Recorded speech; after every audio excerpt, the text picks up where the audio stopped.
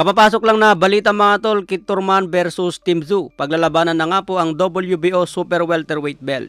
Ibig sabihin mga tol, aakyat si Kit Thurman sa 154 pounds. Target nga daw ito sa March 30, ayon po yan kay Mike Coppinger.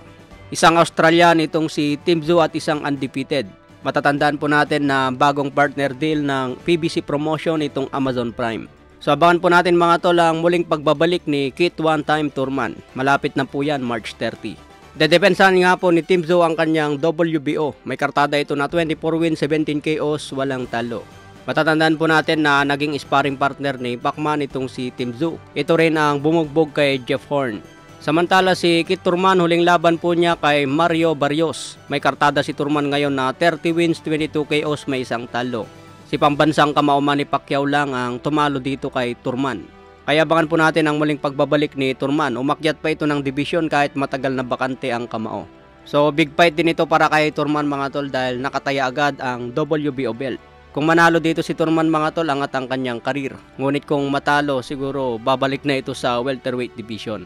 Mahirap na laban ito kay Thurman dahil malupit itong si Tim Tszyu. Matagal pa na bakante si Thurman at aakyat ng division. So tignan po natin kung makapagbigay ng upset si Kit One-Time Thurman. Sa ibang banda naman, promoter ni Cuadro Alas Casimero at si Marlon Tapales. May mga rumors kasi mga tol na baka inoperan daw itong si Marlon Tapales laban kay Casimero. Mahirap kasi kapag rumors lang mga tol, pwedeng hindi yan totoo at fake news. Matatandaan niya po natin na pumayag si Sean Gibbons na ilaban si Marlon Tapales kay Cuadro Alas. So abangan po natin yan sa Philippine Boxing kung may kasaang laban.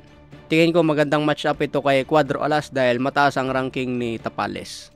Former unified champion at natalo sa isang pound for pound. Sa iba pang balita, Vasily Lomachenko binabatikos nga po ng fans. Tinakbuhan daw niya itong si Shakur Stevenson. Bakit daw mas pinili ni Lomachenko itong si George Kambosos na 2 beses nang tinalo ni Devin Haney?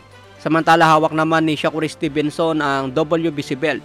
Bakit hindi na lang dumiretso si Lomachenko laban kay Shakur Stevenson? Bakit pa kailangan dumaan kay George Kambosos at dadayo pa sa Australia? Kaya binabatikos ngayon si Vasily Lomachenko na iniwasan daw talaga si Stevenson. Pero ayon kay Bob Arum mga tol, kailangan lang daw pagpagin itong si Lomachenko. Kung manalo si Lomachenko kay Kambosos, pwede na siguro ikasa ang laban kay Shakur Stevenson. Kung ilaban ngayon si Lomachenko kay Stevenson, baka hindi kumita si Bob Arum, malulugi pa. Siguro pinapainit muna ang laban ni Loma at Stevenson bago ikasa ni Bob Arum.